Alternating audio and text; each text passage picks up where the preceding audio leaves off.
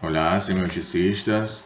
Nós tratando da figuratividade, hoje nós vamos tentar analisar as três primeiras definições tratadas no vídeo anterior sobre a figuratividade. E entre essas três definições apareceu o termo semiose, da qual trataremos nesse vídeo.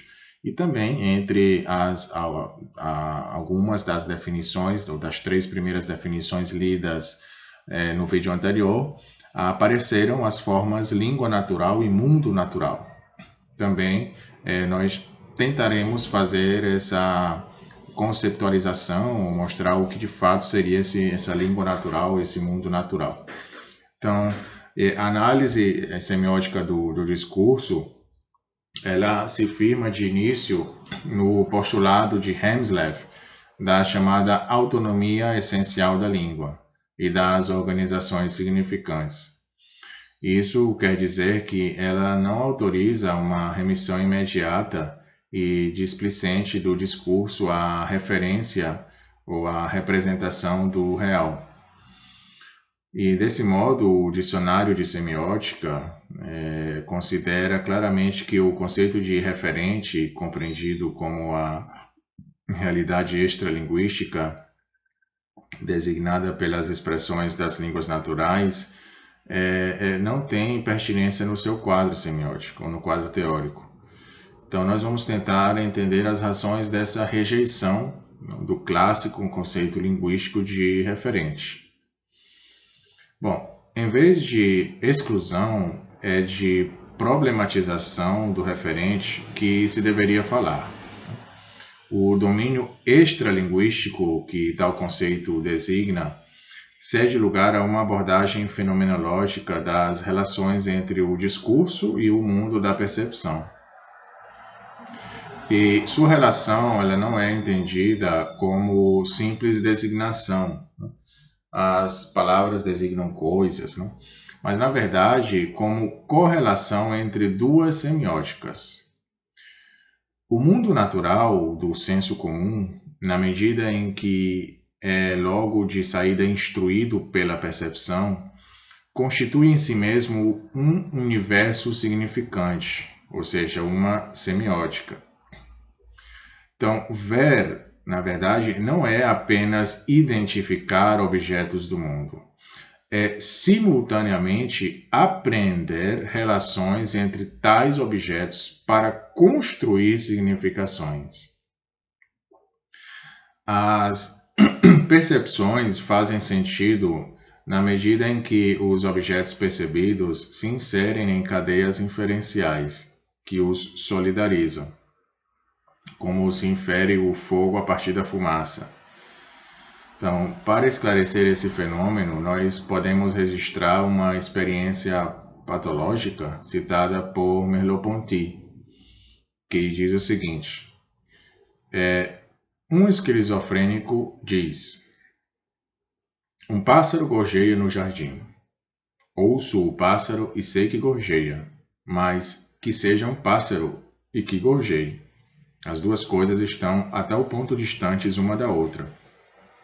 Há um abismo, como se o pássaro e o gorjeio não tivessem nada que ver um com o outro. Bom, semelhante deslocamento do mundo na percepção pulveriza-lhe a significação. E, ao mesmo tempo, isso permite entender, ao contrário, que ver é compreender e interpretar relações de sentido. O mundo visível ou mundo natural pode ser considerado como uma linguagem biplana, que comporta um plano da expressão e um plano do conteúdo. Por isso, ele é construído, é lido, é interpretado como uma semiótica. Como escreve Michel de Certeau, num comentário da sua obra L'invisible et l'Invisible, de Merleau-Ponty, ele diz o seguinte: que ver já é um ato de linguagem. E esse ato faz das coisas vistas a enunciação da invisível textura que as ata. Então, observação que faz eco a uma reflexão do próprio Merleau-Ponty acerca da experiência da percepção.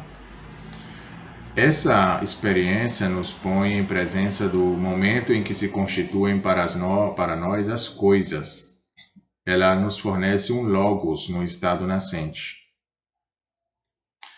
Se a visão já está habitada por um sentido que lhe dá uma função no espetáculo do mundo, logo esse mundo do senso comum se desenvolve como uma linguagem figurativa articulada em propriedades sensíveis inseparáveis de propriedades discursivas. E tais propriedades podem ser formuladas em termos de uma organização narrativa subjacente à percepção de cada figura do mundo natural. Ou seja, na verdade, há uma microsintaxe que é reguladora das interações entre os sujeitos que percebem e os objetos que são percebidos. E assume-a simultaneamente, por assim dizer. A percepção assimila a copresença das coisas e integra a causa e a consequência. Lembra-se e antecipa, arremete, retroage. A percepção ela é expectativa e previsão. Associa a defesa e a apropriação, nas palavras do filósofo Maurice Pradines. Então, são essas mesmas figuras desenvolvidas no interior de percursos narrativos que constituem a dimensão figurativa dos discursos. E, por meio delas, o mundo nos fala, de onde a terceira definição da figuratividade, proposta anteriormente, dizia o seguinte: todo o conteúdo de um sistema de representação verbal, visual ou outro, que entra em correlação com uma figura significante do mundo percebido, o mundo natural, quando ocorre sua assunção no discurso. Então, é essa posição que o semioticista italiano Fabri resume numa fórmula incisiva. Ele diz que não referimos o real, proferimos-lo. As formas de ajuste entre as duas semióticas, a semiótica do mundo natural e a das manifestações discursivas das línguas naturais, são relativamente movediças e culturalmente forjadas pelo uso. Por isso, não será mais o caso de opor os textos que têm um referente real e os que têm um referente fictício ou imaginário. Na verdade, nós tentaremos de preferência distinguir as formas de discurso a partir do regime de veridicção, ou seja, os jogos de verdade que o discurso instala em seu interior, que as caracteriza propriamente. Ou seja, em outras palavras, a partir do modo de adesão que o contrato enunciativo de cada um deles propõe ao seu leitor, ou seja, em que ele faz crer e como ele faz crer. O efeito produzido por ocasião da leitura poderá ser o de realidade, mas também o de irrealidade ou de surrealidade. E entre as outras formas literárias, esse problema diz respeito diretamente ao romance realista, que só é realista em virtude de uma certa poética da escritura, culturalmente marcada. Ou seja, nele a realidade não é de modo algum legível como uma verdade intrínseca, mas como um conceito específico do discurso e de sua organização.